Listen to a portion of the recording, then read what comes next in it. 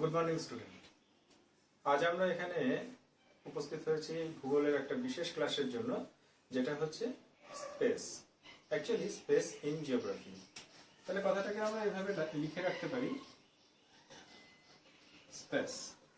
প্রথমে আমাদের যেটা জানা প্রয়োজন, এই স্পেস, এই বিষয়টা আমাদের ক্ষেত্রে ঠিক কতটা গুরুত্বপূর্ণ, এবং বলা যেতে পারে যে আমরা যখন ভূগোল আলোচনা করব, এই ভূগোল আলোচনার ক্ষেত্রে স্পেস অ্যাকচুয়ালি আমাদের কি কি হেল্প করতে পারে, বা আরেক দিক থেকে ভাবলে পরে without the help of speech আমরা কোন কোন জায়গায় আটকে যেতে পারি।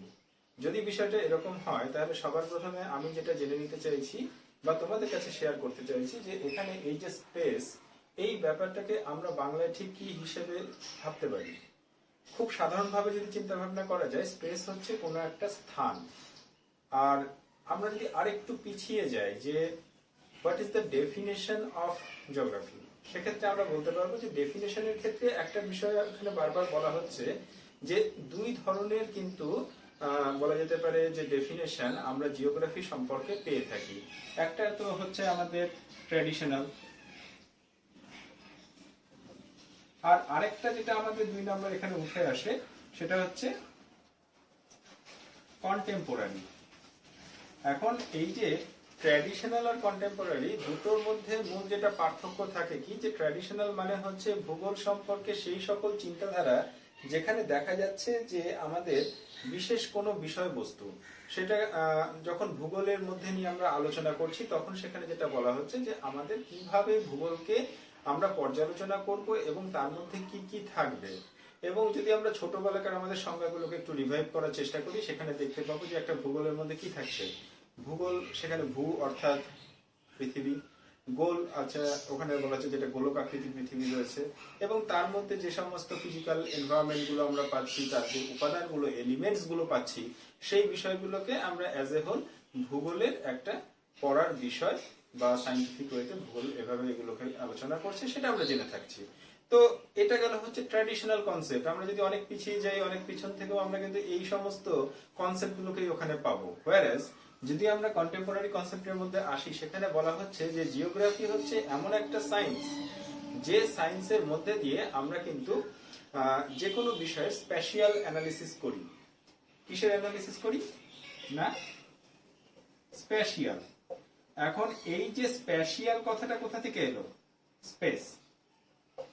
সুতরাং এখন আমাকে যেটা মাথায় রাখতে হবে, যে যদি আমরা ভূগোলকে জানতে চাই, উইদাউট স্পেস আমরা আলোচনাই করতে পারি না। তাই আজকের দিনে দাঁড়িয়ে আমাদের স্পেস সংক্রান্ত পড়াশোনাটা অত্যন্ত গুরুত্বপূর্ণ। এবারে আমাদের যে জিনিসটা জেনে নেওয়া অত্যন্ত প্রয়োজন, সেটা হচ্ছে যে এই যে স্পেস বা স্থান, এখন এই স্থান অ্যাকচুয়ালি কত ধরনের হতে পারে। দেখো, প্রথমত আমাদের যে জিনিসটা জানার, সেটা হচ্ছে যে স্থানকে আমরা কিভাবে ভেবে নিচ্ছি, বা তার উপস্থিতিটা আমাদের কাছে ঠিক কি হিসেবে রয়েছে, তার উপর ভিত্তি করে কিন্তু সবার প্রথমটা আমাদেরকে ভাবতে হবে। এখন তাদের উপস্থিতি আমাদের কাছে কি হিসেবে রয়েছে, এটাকে কিন্তু আমরা যদি খুব সহজভাবে বুঝতে চাই, তাহলে আমি তোমাদেরকে এটা বলতে পারি যে কোনো কিছুর বাস্তব উপস্থিতি আর কোনো কিছুর কাল্পনিক উপস্থিতি, বিষয়টাকে যদি আমরা এইভাবে ভাবি, তাহলে কিন্তু প্রাথমিক ডিভিশনটা আমাদের কাছে অন্তত উঠে আসে। তো বেসিক্যালি এই যে স্পেসটাকে আমরা এখানে কি করব, 1 নাম্বার দেখা যাচ্ছে যে প্রথমত আমি কি বললাম, তার বাস্তব উপস্থিতি, তার মানে রিয়েল। ওকে, হোয়ারএজ আমরা যদি তার সেকেন্ড কন্ডিশনটাকে দেখতে চাই, তাহলে আরেকটা ওখানে উপস্থিতি হতে পারে যেটা আমাদের কাছে কাল্পনিক। এখন কাল্পনিক ব্যাপারটা ঠিক কোথা থেকে আসছে? কাল্পনিক হচ্ছে যে ইমাজিনারি, রাইট? তাহলে এটা ভার্চুয়াল। এখন আমাকে ভাবতে হবে যে এই স্পেস, এটা হয় আমার রিয়েল হবে অথবা আমাদের ভার্চুয়াল হবে। এখন এই যে স্পেস আছে, এই স্পেসটা আমার কি হিসেবে রিয়েল হতে পারে বা কি হিসেবে ভার্চুয়াল হতে পারে, এটা আমাদের কাছে সব থেকে ভালো বুঝতে পারবো with the help of examples. এখন দেখা যেতে পারে এই যে রিয়েল স্পেস, এখন রিয়েল স্পেস আমাদের কাছে কি, বিভিন্ন ভাবে আমরা এটাকে ভাবতে পারি। এবার অ্যাকচুয়ালি হয় কি, যে এই যে স্পেস, আমরা এটা কিন্তু কখনো ভাববো না যে স্পেস মানে বিশাল বড় একটা কিছু। আবার এটাও ভাবার কোনো কারণ নেই, স্পেস মানে এতটাই ছোট একটা জিনিস যেটাকে আমরা কোনোভাবেই পর্যবেক্ষণ করতে পারবো না বা খালি চোখে দেখতে পাবো না, তা তো নয়। এটা বিভিন্ন স্কেলে হতে পারে। এখন স্কেল এখানে কি, যে তার স্কেলস অফ মেজারমেন্টের মধ্যে দিয়ে এটা আমার মাইক্রো লেভেল হতে পারে, ম্যাক্রো লেভেল হতে পারে, বা মেসো লেভেল হতে পারে, রাইট? এবার আমরা এই যে রিয়েল স্পেসের কথা ভাবছি, এখন রিয়েল স্পেস ধরে নাও যদি আমি এখন তোমাদেরকে জিজ্ঞেস করি যে তোমরা এখন কোন জায়গায় রয়েছো, বা এটা তোমরা এখন অনলাইনে দেখছো, হয়তো বিভিন্ন জন বিভিন্ন জায়গা থেকে দেখতে পারো। কেউ হয়তো ভাবছো যে আমি গ্যাঞ্জেটিক প্লেনে একটা পার্টিকুলার জায়গাতে রয়েছি, তাহলে কি ফিজিওগ্রাফিক্যালি আমি গ্যাঞ্জেটিক প্লেনে রয়েছি, এবং এই গ্যাঞ্জেটিক প্লেনকে কিন্তু তুমি ভিজুয়ালি চোখে দেখতে পাচ্ছ, রাইট? তাহলে সেটা হচ্ছে আমাদের রিয়েল স্পেস। ইকুইভ্যালেন্টলি কোনো আরেকজন স্টুডেন্ট সে হয়তো দেখছে ঠিক পার্টিকুলার এই মানে ভিডিওটা সে দেখছে হয়তো দার্জিলিং থেকে।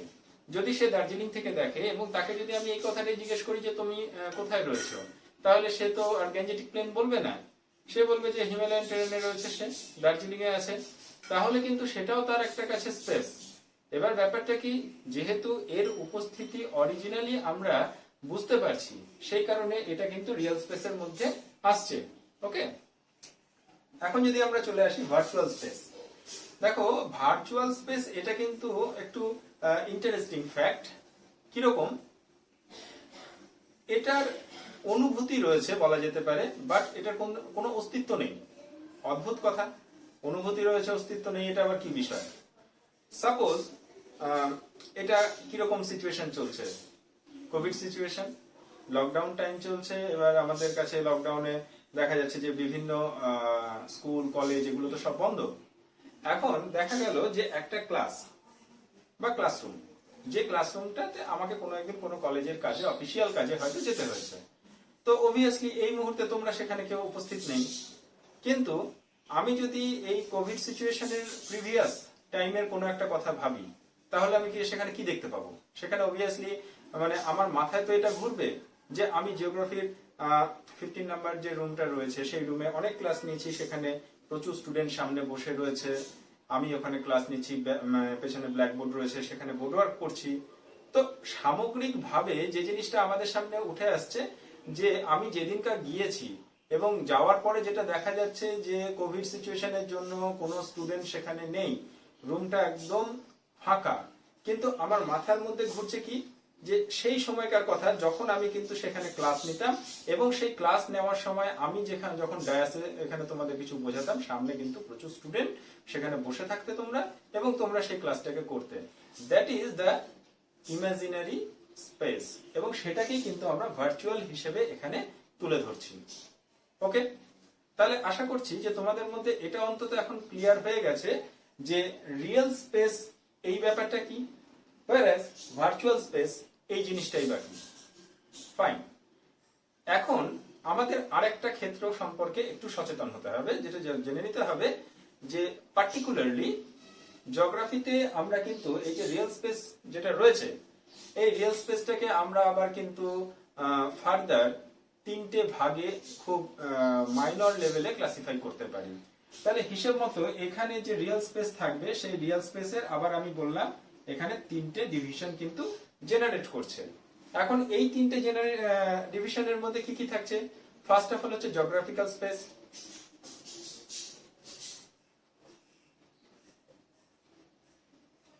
সেকেন্ড যেটা আসবে সেটা হচ্ছে সোশ্যাল স্পেস, আর থার্ড যেটা আসবে সেটা হচ্ছে ম্যাটেরিয়াল স্পেস, রাইট? এখন প্রথমত হচ্ছে জিওগ্রাফিক্যাল স্পেস, এটা ইট মে বি বলা যেতে পারে যে আমাদের যত ধরনের তোমরা স্পেস জিওগ্রাফিতে পড়বে, ইনফ্যাক্ট তোমাকে যদি এটা প্রশ্ন করা হয়, বলতে পারবে যে জিওগ্রাফির মধ্যে সবথেকে গুরুত্বপূর্ণ এলিমেন্ট কোনটা? তোমরা চোখ কান বুঝে বলে দেবে ল্যাটিটিউড লঙ্গিটিউড। ওয়াই?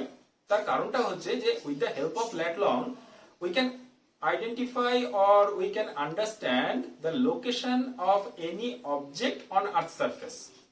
এটা নিয়ে তো কোনো আমাদের বোঝার অসুবিধা নেই। আমাকে যদি বলে দিল যে অমুক ল্যাট লং, এই ল্যাট লংটাকে তুমি বিচার করো যে ওখানে কি রয়েছে, তুমি সঙ্গে সঙ্গে কিন্তু তোমার ডেটাবেস থেকে বের করে ফেলতে পারবে যে ওই ল্যাট লং এর সাথে কোইনসাইড করা পয়েন্ট বলো, বা কোনো স্থান বলো, বা কোনো সিটি বলো, বা কোনো ভিলেজ বলো, বা কোনো আদার্স অবজেক্ট বলো, সেটা কিন্তু কি রয়েছে। তার মানে এটা তো আমরা বুঝতে পারছি যে জিওগ্রাফিতে তোমার ওই ল্যাট লং এর কি ভূমিকা। এখন এই যে রিয়েল স্পেসকে আমরা এই যে তিনটে ভাগে ভাগ করেছি, মাথায় রাখতে হবে এই তিনটে ভাগ একভাবে যদি আমরা ভাবি, জিনিসটা হচ্ছে কি যে প্রসেস অফ আইডেন্টিফিকেশন, এটা আমরা বলতে পারি। মানে তুমি যে সেই স্পেসটাকে আইডেন্টিফাই করছো, কিভাবে আইডেন্টিফাই করছো, রাইট? তাহলে এই যে জিওগ্রাফিক্যাল স্পেসটা রয়েছে, সেখানে তো আমি বললাম কি, ওখানে তোমার আইডেন্টিফিকেশনের এড বা টুল কোনটা হবে, এখানে হবে হচ্ছে ল্যাটিটিউড এন্ড লঙ্গিটিউড। এখন প্রত্যেকটা বিষয় তুমি সাপোজ কথার কথা ভাবো যে ধরো একটা ফিল্ড, তোমরা যে যেখানে বাড়ি তার আশেপাশে কোনো একটা ফিল্ড আছে, তাহলে অবভিয়াসলি সেই ফিল্ডের একটা longitudinal extension and latitudinal extension থাকবে। এবার সেই longitudinal extension and latitudinal extension দিয়ে যদি আমরা বুঝতে পারি যে সেটা কোন ফিল্ড, তখনই আমরা সেটা বলতে পারবো যে আমাদের কিন্তু জিওগ্রাফিক্যাল স্পেস হিসেবে আমি ওই বিষয়টাকে আইডেন্টিফাই করলাম। ফর এক্সাম্পল আমি বলি যে একটা সামহাও একটা ধরো আমি একটা অ্যাব্রাপ্টলি যদি কোনো একটা ল্যাটিটিউডিনাল ভ্যালু এন্ড লঙ্গিটিউডিনাল ভ্যালুর কথা চিন্তা ভাবনা করি, এবং সেটা যদি তোমাকে কাকে শো করছে না, ধরো যুব ভারতী। অ্যাকচুয়ালি যুব ভারতী আমাদের কলকাতায় রয়েছে, যুব ভারতীতে যে কোঅর্ডিনেটর রয়েছে সেই কোঅর্ডিনেটের রেসপেক্টে আমরা ওটাকে যুব ভারতী হিসেবে কনসিডার করছি, ইডেন হিসেবে নয়। কারণ ইডেনের কিন্তু যে কোঅর্ডিনেটস এটা আছে, ভ্যালুটা রয়েছে, সেটা কিন্তু আলাদা। তখন কিন্তু সেটা আমাদের কাছে জিওগ্রাফিক্যাল স্পেস, রাইট? খুব ইজি, এখানে কিন্তু টু মাচ ডিফিকাল্ট বলে কোনো বিষয় নেই। হোয়ারএজ এবার আমাদের আরেকটা বিষয় বোঝার, যেটা হচ্ছে সোশ্যাল স্পেস, রাইট? খুব ইম্পর্টেন্ট। এখন দেখো যে সোশ্যাল স্পেস এই ব্যাপারটা যতটা না ইম্পর্টেন্ট, আমি তো বলবো যে ততটা ইন্টারেস্টিং। কেন? কারণটা হচ্ছে যে সোশ্যাল স্পেস এই বিষয়টা সম্পর্কে তোমাকে জানতে কি সাহায্য করে বলতো, কোন এডটা সাহায্য করে? যেমন ধরো আমি জিওগ্রাফিক্যাল স্পেসের ক্ষেত্রে বললাম যে তোমার এখানে এড হচ্ছে কিন্তু ল্যাটিটিউড আর লঙ্গিটিউডিনাল ভ্যালু। হোয়ারএজ যখনই আমরা সোশ্যাল স্পেস নিয়ে কথাবার্তা বলবো, সোশ্যাল স্পেসের সময় মাথায় রাখতে হবে এখানে কিন্তু ওই ল্যাট লং এর কোনো বিষয়বস্তু তো নেই। তাহলে এখানে কে তোমাকে হেল্প করবে? উত্তরটা হচ্ছে সোশ্যাল নলেজ। দেখো সোশ্যাল স্পেস, এই সোশ্যাল কথাটা সামহাউ কিসের সাথে জড়িত বলে আমাদের মনে হয়? অবভিয়াসলি সোসাইটির সাথে, তাই না? আমরা প্রত্যেকে হচ্ছে সোশ্যাল ওয়েলবিং, এটা আমরা প্রত্যেকেই জানি। এবং সমাজের অঙ্গীভূত একটা জীব হিসেবে আমরা ছোটবেলা থেকে কিন্তু প্রচুর নলেজ সোসাইটি থেকে গেইন করে থাকি, রাইট? From our childhood. তো এই ব্যাপারটাকে বা এই জ্ঞানগুলোকে আমরা যদি একটা কালেকটিভ ওয়েতে বলি, তাহলে সেটাকে আমরা বলবো হচ্ছে সোশ্যাল নলেজ। ওকে, এখন এই যে সোশ্যাল নলেজ, তাহলে সোশ্যাল নলেজকে যদি ফর এক্সাম্পলের মধ্যে দিয়ে আমরা এগোতে চাই, এক্সাম্পলের থ্রুতে যদি আমরা জিনিসটাকে ভাবতে চাই, তাহলে আমরা কি ভাববো? সোশ্যাল নলেজ হচ্ছে এমন একটা নলেজ যে নলেজটা সোসাইটি ছাড়া কিন্তু আমাদের কেউ দেয়নি। হয়তো কিন্তু এর পেছনে কোনো রকম খাতায় কলমে তোমার কোনো ডিগ্রির ব্যবস্থা নেই, তুমি ছোট থেকে আস্তে আস্তে বড় হচ্ছ। এবার দেখো যে সোশ্যাল নলেজ এতটাই ইম্পর্টেন্ট, আমি আরেকটা ভাবেও তোমাদেরকে বলি যে আমাদের মধ্যে কতজন আছে এটা বলতে পারবে যে আমরা খুব আপার ক্লাসে পড়ছি, বড় বড় ডিগ্রি নিচ্ছি, ঠিক আছে? মাধ্যমিক যতজন দেয় সেখান থেকে উচ্চ মাধ্যমিকের একটা রেশিও থাকে, কিন্তু সেখান থেকে যখনই তুমি দেখবে যে গ্রাজুয়েশন, তার মধ্যে আবার কি যারা কোর কোর্স নিয়ে পড়ছে তাদের সংখ্যাটা অনেক কম। সেখান থেকে যদি আমরা মাস্টার ডিগ্রির কথা ভাবি, সেখান থেকে আরো কম।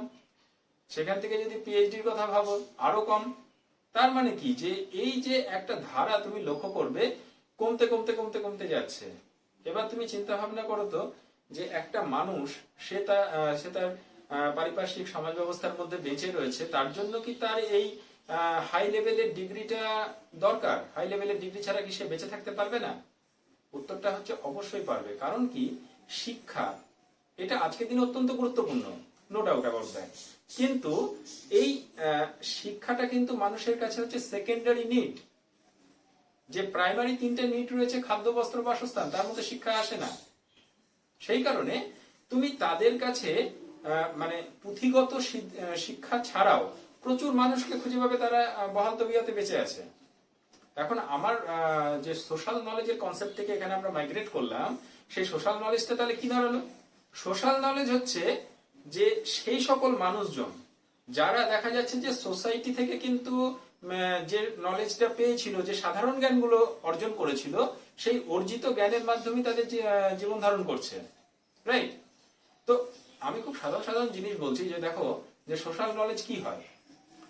আজ আমি যদি তোমাদের ক্লাস নিতে নিতে বলি যে এমন একটা রুম, যে রুমের মধ্যে চেয়ার আছে, টেবিল আছে, ব্ল্যাকবোর্ড আছে, টিচার আছেন, স্টুডেন্ট আছে, হাই বেঞ্চ আছে, লো বেঞ্চ আছে, ব্যাগ আছে, খাতা আছে, পেন্সিল আছে, রুল আছে, তারপরে তোমার পেন আছে। তো অবভিয়াসলি এতগুলো ইনফরমেশন দেওয়ার পরে আমি তোমাকে এবার জিজ্ঞেস করলাম যে বলো তো এই রুমটাকে আমি কি রুম বলতে পারি? তোমরা কি জীবনেও কখনো বলবে যে এটাকে আমরা কিচেন বা বাথরুম কি আমি অন্য কোনো রুমের ডেজিগনেশন দেব? না। ছোটবেলা থেকে আমি জেনে এসেছি যে যে রুমের মধ্যে এই এলিমেন্টস গুলো থাকে, সেই এলিমেন্টস দ্বারা যে রুমটা গঠিত হবে, সেই রুমটা হচ্ছে আমাদের ক্লাসরুম। তাহলে দেখো, এটা যে আমার ক্লাসরুম, এটা জানার জন্য আমার কিন্তু প্রচুর ডিগ্রির প্রয়োজন নেই। কিসের দরকার আছে? যে সেই নলেজগুলো, যে নলেজগুলো আমরা ছোট থেকে কিন্তু গেইন করেছি, কোথা থেকে না, from our society, that is social knowledge. So whenever we just understand a space with the help of our social knowledge that we get from our society, from our childhood, তখন কিন্তু সেটাকে আমরা বলতে পারি সোশ্যাল স্পেস।